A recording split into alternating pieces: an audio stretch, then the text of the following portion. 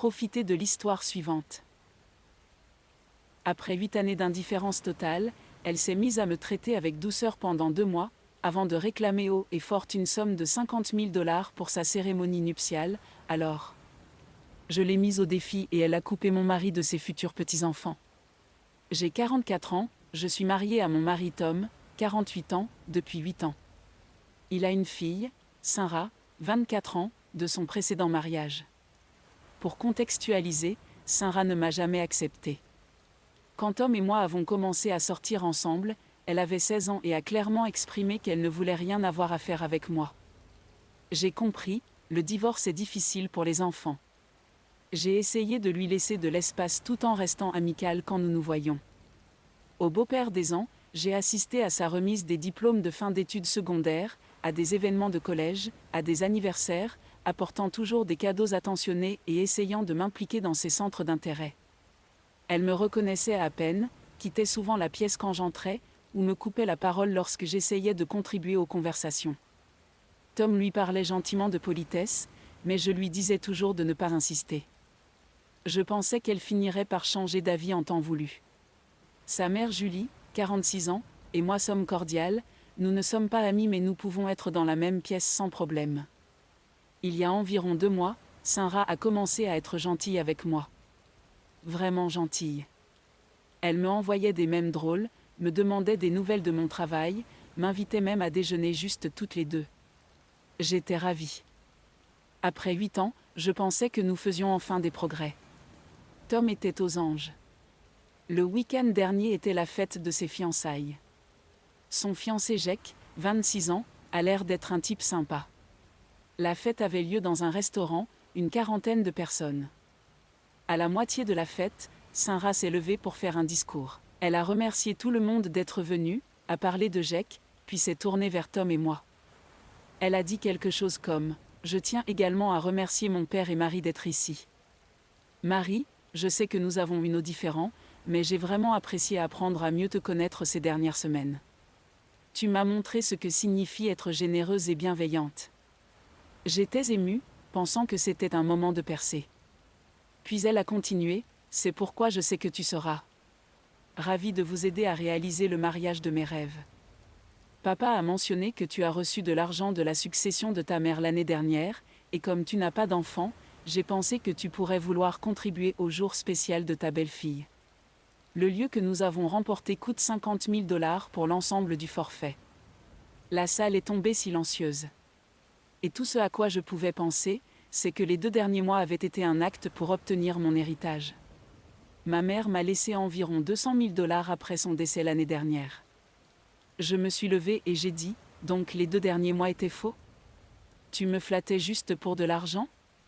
Sarah a roulé des yeux et a dit qu'il n'était pas faux d'être gentil avec la famille quand on a besoin d'aide. C'est ce que font les familles, ai-je dit.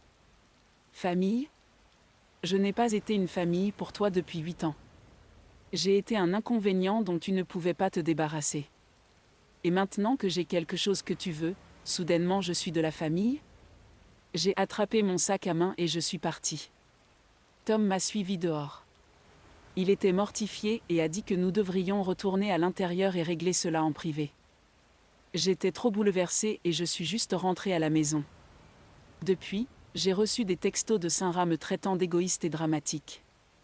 Julie a envoyé un texto disant que je l'ai humiliée à sa propre fête. Tom est de mon côté mais pense que j'aurais dû gérer les choses différemment au lieu de faire une scène.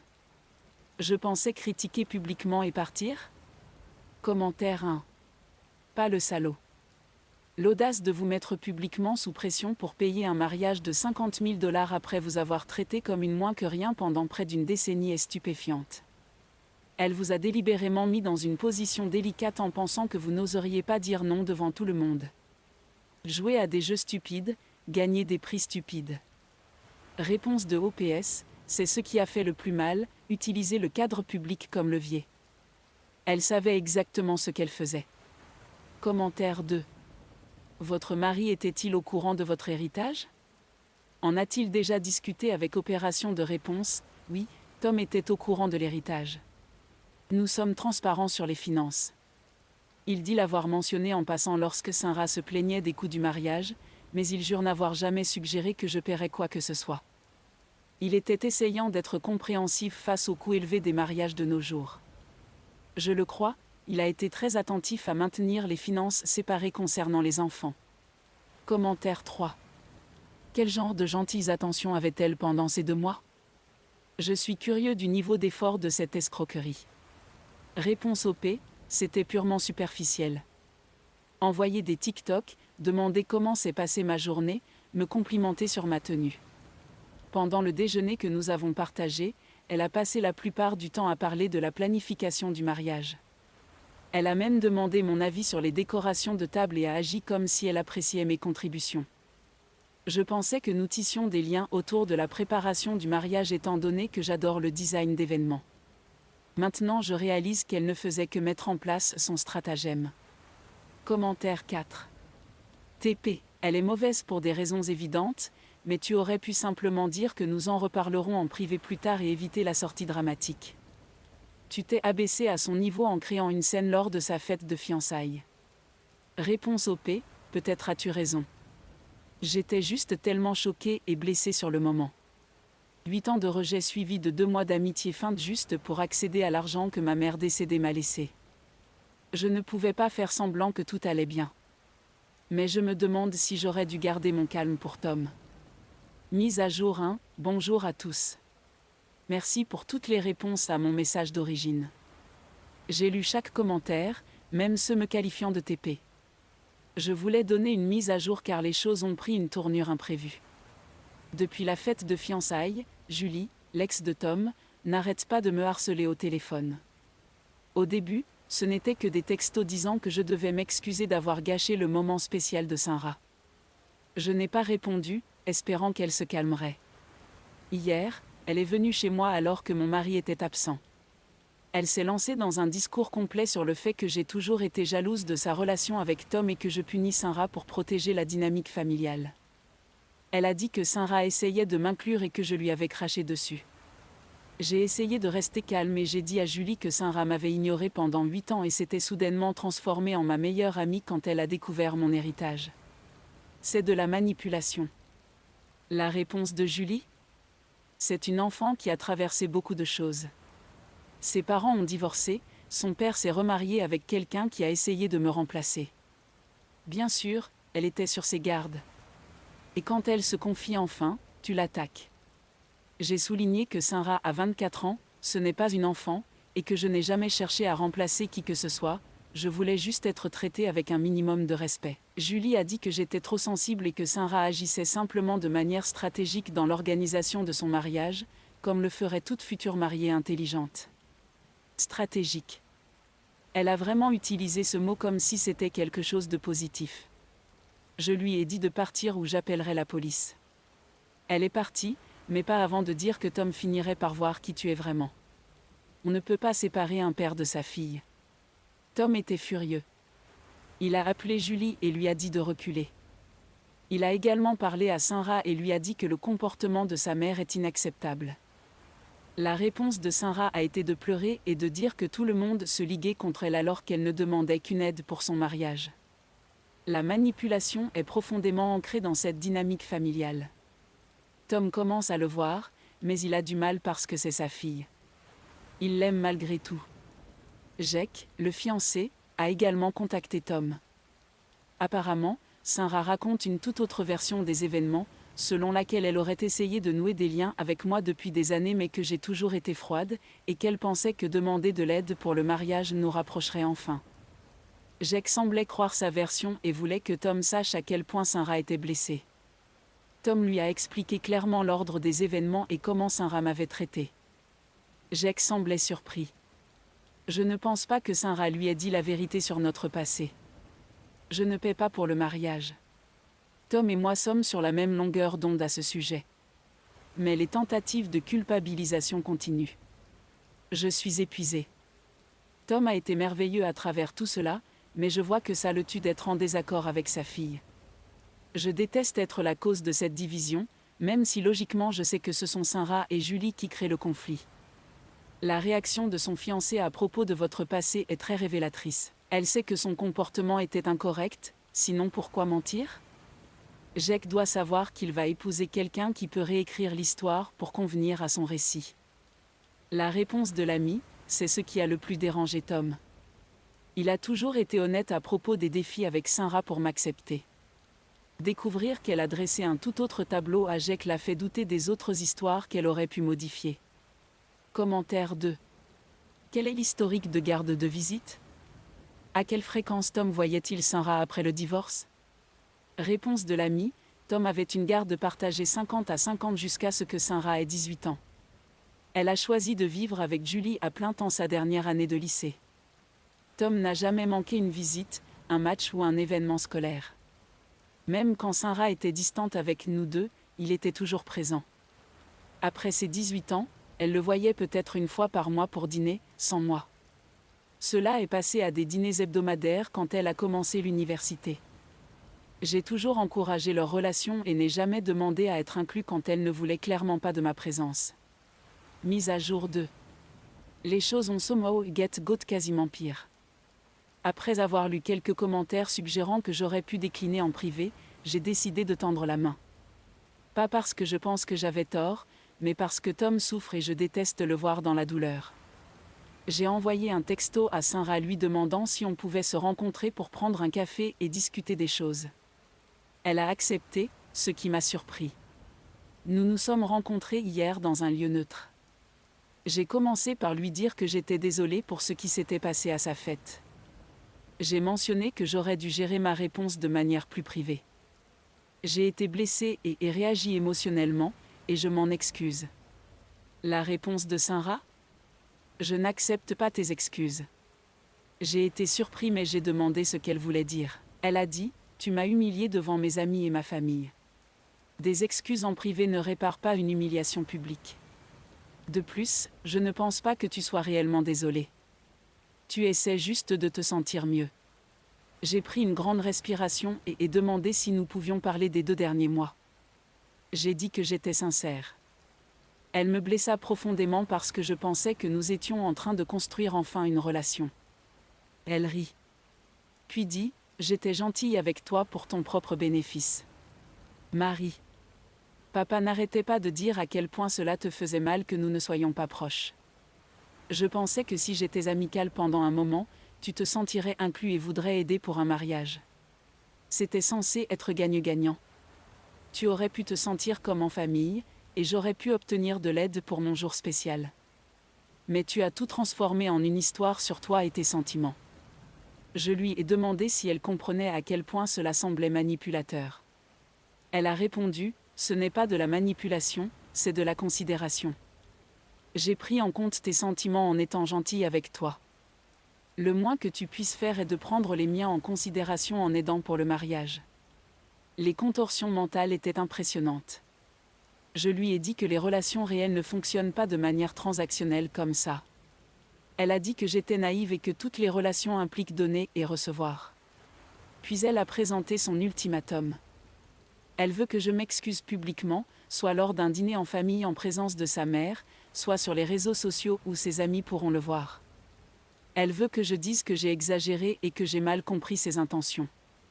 Si je fais cela, elle envisagera de m'inviter au mariage. Sinon, je ne suis pas le bienvenu. J'ai dit que j'avais besoin de réfléchir et je suis partie. Quand j'ai dit à Tom, il était dégoûté. Il a immédiatement appelé Sarah et lui a dit qu'elle était manipulatrice et cruelle. Sa réponse? Elle pleurait et disait qu'il choisissait Marie plutôt que sa propre fille et qu'il le regretterait quand elle aurait des enfants et qu'il ne ferait pas partie de leur vie. Tom lui a dit qu'il l'aimait mais ne soutiendrait pas ce comportement. Sarah lui a raccroché au nez. Julie a immédiatement envoyé un message à Tom en le traitant de pathétique excuse de père et en disant qu'il mourrait seul avec son épouse profiteuse. Pour information, je gagne bien ma vie et n'ai jamais eu besoin du soutien financier de Tom. L'ironie d'être traité de profiteur tout en refusant de financer le mariage de quelqu'un d'autre ne m'échappe pas. Les parents de Tom ont également appelé hier soir. Sarah les avait appelés en pleurant en disant que nous l'excluions et refusions.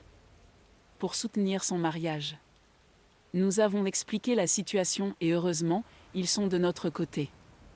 La mère de Tom a réellement dit que j'aime Sarah mais elle agit comme une enfant gâtée. Jake a envoyé un SMS à Tom pour lui demander s'il y avait un moyen de régler cela car Sarah est dévastée et que cela affecte leur relation. Tom lui a raconté toute l'histoire à nouveau et a suggéré à Jake de discuter avec Sarah de ses attentes. Je ne m'excuserai pas publiquement pour avoir dénoncé un comportement manipulateur. Tom soutient cette décision mais je vois bien qu'il est dévasté. Il est parti faire une longue marche hier soir et est revenu avec les yeux rouges.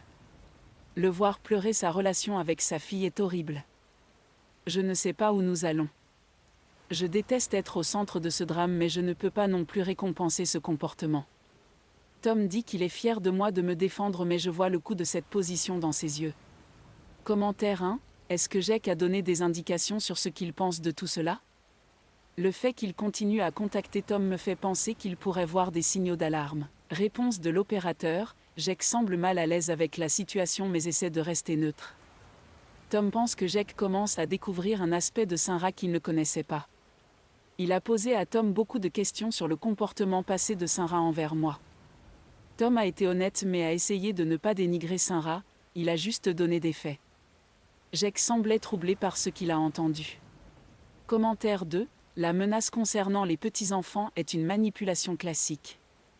Elle prévoit déjà d'utiliser les futurs enfants comme des pions. Documentez tout au cas où vous en auriez besoin pour les droits des grands-parents de Tom plus tard, selon la législation de votre État. Réponse de l'opérateur. Ce commentaire sur les petits-enfants a vraiment bouleversé Tom. Il a toujours rêvé d'être grand-père. Le fait qu'elle utilise déjà des enfants hypothétiques comme arme montre à quel point cela va loin. Nous enregistrons tout au cas où. Mise à jour 3. Je n'avais pas prévu de faire une autre mise à jour mais quelque chose de significatif s'est passé et j'ai besoin de perspective. Après la réunion au café, les choses sont restées calmes pendant environ une semaine. Tom et Signe le rongeaient de l'intérieur qu'il ne parlait pas. Il vérifiait sans cesse son téléphone en espérant qu'elle le contacterait. Puis Sarah a commencé à lui envoyer des SMS. Pas pour se réconcilier, mais des plaintes aléatoires sur moi. Des choses comme « Te souviens-tu quand Marie a porté du blanc à ma fête de remise des diplômes universitaires ?» Si irrespectueux, Marie n'a même jamais essayé de créer des liens avec moi quand j'étais plus jeune, elle m'a toujours fait me sentir malvenue dans la maison de mon propre père pour le contexte. J'ai porté une robe de soleil de couleur crème à une fête de remise des diplômes en extérieur où la moitié des invités étaient en blanc ou crème parce qu'il faisait 35 degrés. J'ai essayé plusieurs fois de créer des liens avec Sarah adolescente, je lui ai proposé de faire du shopping, d'aller au cinéma, j'ai essayé de m'intéresser à ses centres d'intérêt. Elle a repoussé chaque tentative. Et je ne l'ai jamais mise mal à l'aise, je lui ai laissé de l'espace et du respect, ce qu'elle semblait vouloir. Tom n'a pas répondu initialement à ces SMS. Mais ils ont continué à arriver, devenant de plus en plus méchants. Marie ne peut probablement pas avoir d'enfant et c'est pourquoi elle est jalouse de moi. Tu regretteras de l'avoir choisie à ma place quand tu seras vieux et qu'elle te quittera pour quelqu'un de plus riche. Cette dernière a brisé Tom. Il a appelé Sarah et apparemment s'est emporté. Il m'a dit qu'il a dit quelque chose comme « Je ne choisis pas Marie à ta place. Je choisis le respect et la décence plutôt que la manipulation et la cruauté. Tu es ma fille et je t'aime, mais je n'aime pas la personne que tu es devenue. Marie t'a montré rien d'autre que de la gentillesse pendant 8 ans tandis que tu l'as traitée comme de la saleté. Et maintenant tu mens à son sujet et tu essaies d'empoisonner notre relation? Ce n'est pas la fille que j'ai élevée. » Sarah a commencé à hurler qu'il était lavé de cerveau et que je l'avais retourné contre elle. Elle a dit que Julie avait toujours eu raison à mon sujet, bien qu'elle n'ait pas spécifié ce que Julie avait dit. Elle lui a dit qu'il était mort pour elle et que quand elle aurait des enfants, il ne connaîtrait jamais son nom. Tom a raccroché. Je l'ai trouvé dans notre chambre, juste à regarder le mur. Il avait l'air brisé. Je l'ai tenu pendant qu'il pleurait. Cet homme de 48 ans que j'ai rarement vu pleurer versait des larmes dans mes bras. Et là, ça devient pire. Sarah a explosé sur les réseaux sociaux. Elle a publié une longue diatribe sur les parents toxiques qui choisissent de nouvelles familles au détriment de leurs enfants et sur la façon dont elle brise le traumatisme générationnel en éliminant la négativité. Elle ne nous a pas nommés, mais ceux qui connaissent la situation savent de qui elle parlait. La sœur de Tom a appelé pour demander ce qui s'était passé. Et plusieurs de ses amis aussi. Le poste de Sarah donnait l'impression que Tom l'avait abandonnée pour moi, sans jamais mentionner son comportement. Jake a appelé Tom ce soir-là. La conversation a été intéressante. Jake a dit qu'il essayait de comprendre le point de vue de Sarah, mais qu'il avait du mal car ses récits changent constamment. D'abord, j'étais méchante avec elle depuis des années, puis froide et distante, et maintenant apparemment j'étais contrôlante et manipulatrice. Il a demandé à Tom directement, est-ce que Marie a réellement fait quelque chose de méchant à Sarah? Tom a été honnête, lui a dit que non, je n'avais jamais été autre chose que gentille et respectueuse. Jake est resté silencieux pendant un long moment, puis a dit qu'il avait besoin de réfléchir à certaines choses. Le lendemain, Sarah a appelé Tom en hurlant qu'il avait retourné Jake contre elle et que si leur relation échouait, c'était de notre faute. Apparemment, Jake lui avait demandé des exemples précis de ma cruauté et elle n'avait rien pu fournir. Quand il a insisté, elle l'a accusé de prendre notre parti. Les parents de Tom sont furieux contre Sarah. Ils ont essayé de la contacter, mais elle ne répond pas à leurs appels. La mère de Tom est dévastée, Sarah était sa première petite fille et elles étaient proches. Je me sens coupable. Je sais que logiquement ce n'est pas de ma faute, mais je ne peux m'empêcher de me sentir responsable de la souffrance de Tom. Il me rassure constamment, mais je vois à quel point cela le détruit. Julie continue de nous harceler. Elle passe parfois devant chez nous, nous avons une caméra de surveillance. Elle envoie des emails à Tom en le traitant d'échec en tant que père. Nous envisageons une ordonnance restrictive, mais Tom hésite car il craint que cela ne ruine toute possibilité de réconciliation avec Sarah. Je ne pense pas que Sarah veuille se réconcilier pourtant. Je pense qu'elle veut nous soumettre. Et c'est quelque chose ni Tom ni moi ne pouvons lui offrir. Commentaire 1, Jake voit les signaux d'alarme. Le fait que ces histoires changent constamment et qu'elles ne puissent pas fournir d'exemples concrets est très révélateur. Cela pourrait être le moment pour Sarah de se réveiller. Ou elle va persister et le perdre aussi. Réponse de OPS, je plains Jake. Il semble être un gars décent qui réalise soudainement que sa fiancée n'est peut-être pas celle qu'il pensait. Tom lui a dit qu'il le respecte pour poser des questions difficiles au lieu d'accepter aveuglément la version de Sarah. Commentaire 2, comment était Sarah avant le divorce? A-t-elle toujours été aussi manipulatrice ou est-ce un nouveau comportement? Réponse de OPS, selon Tom, Sarah était une enfant adorable mais avec un caractère têtu. Le divorce a eu lieu quand elle avait 12 ans et cela l'a bouleversée. Julie parlait apparemment mal de Tom pendant le divorce, il a découvert plus tard grâce au journal intime d'adolescente de Sarah qu'elle avait laissé chez lui. Quand je suis arrivée dans sa vie à 16 ans, elle était déjà prête à haïr toutes les femmes que Tom fréquentait. La manipulation semble s'être accentuée en grandissant, ou peut-être est-elle tout simplement moins subtile maintenant. Mise à jour 4, ce sera probablement ma dernière mise à jour. Je tiens à remercier tous ceux qui ont suivi cette saga et offert leur soutien. Il y a 2 jours, Sarah est arrivée chez nous sans prévenir. Tom et moi étions à la maison. La sonnette a retenti et quand Tom a ouvert, il y avait Sarah, les larmes aux yeux. Elle a demandé à pouvoir parler. Tom l'a fait entrer et m'a appelé pour les rejoindre. Sarah me regardait comme si je n'existais pas et a dit qu'elle était venue parler à son père. Tom a répondu que Marie est ma femme. Elle fait partie de la conversation. Sarah a continué à me ignorer. Elle ne parlait qu'à Tom, ne regardait même pas dans ma direction, et quand j'ai tenté de parler, elle m'a coupé la parole comme si je n'avais rien dit. Elle a dit à Tom qu'elle s'ennuyait de lui et voulait arranger les choses entre eux. Elle a dit qu'elle avait beaucoup réfléchi et avait réalisé que la famille est importante. Mais voilà, pour elle, arranger les choses signifiait que Tom aurait une relation avec elle complètement séparée. Elle m'a proposé en fait des visites programmées où Tom viendrait la voir sans moi, des célébrations de vacances auxquelles je ne serais pas conviée, et des futurs petits-enfants qui ne sauraient pas que j'existe. Tom a demandé, et Marie dans tout ça? C'est ma femme. C'est aussi de la famille. La réponse de Sarah, elle est ta femme, pas ma famille. Je suis prête à avoir une relation avec toi, papa, mais c'est tout ce que je peux offrir. Prends ou laisse. Tom m'a regardé, puis a regardé de nouveau Sarah et a dit, je ne peux pas accepter ça. Marie et moi, nous sommes un ensemble. Je n'aurai pas de relation qui l'exclut. Le masque de Sarah est tombé. Elle a répliqué, donc tu choisis elle plutôt que moi. Tom est resté calme. Je choisis de ne pas tolérer ce comportement. Tu n'as pas à aimer Marie, mais tu dois respecter le fait qu'elle est ma femme et la traiter avec les basiques de la courtoisie. C'est le minimum que j'accepterai. Sinra s'est levée et a dit alors je suppose que c'est fini. Ne compte pas sur une invitation de mariage. Ne compte pas rencontrer tes petits-enfants. Tu as fait ton choix. En partant, elle s'est retournée et m'a enfin regardée. La haine dans ses yeux était glaçante.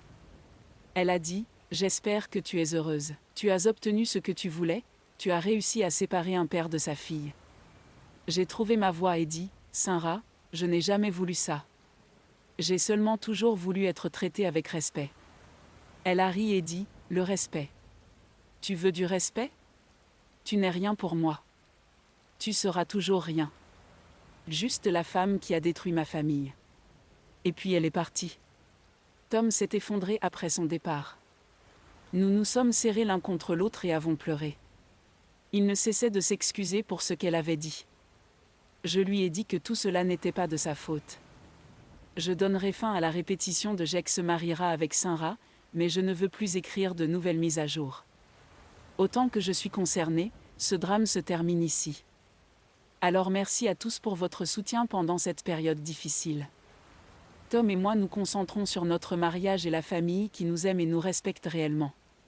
Ce n'est pas la fin que nous voulions, mais c'est la fin que Sinra a choisie.